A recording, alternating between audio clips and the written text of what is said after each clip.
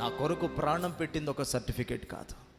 Calvary సిలువలో యేసయ్య నా కోసం ప్రాణం పెట్టాడు. నా కొరకు వస్త్రహీనుడయ్యాడు ఆయన నడి వీధుల్లో.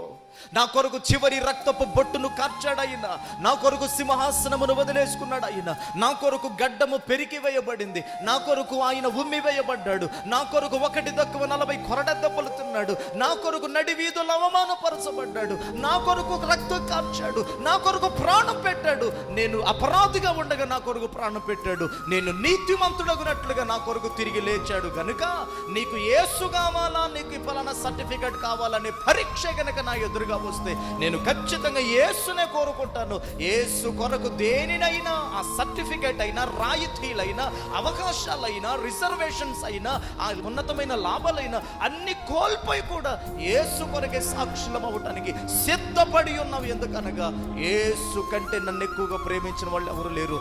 యేసు కంటే ఎక్కువగా నా కొరకు సమస్తం దారం పోసిన వాళ్ళు ఎవరు లేరు ప్రియులారా. అందుకే యేసు కొరకు నేను ఏది మార్చుకోవడానికైనా సిద్ధంగా ఉన్నాను.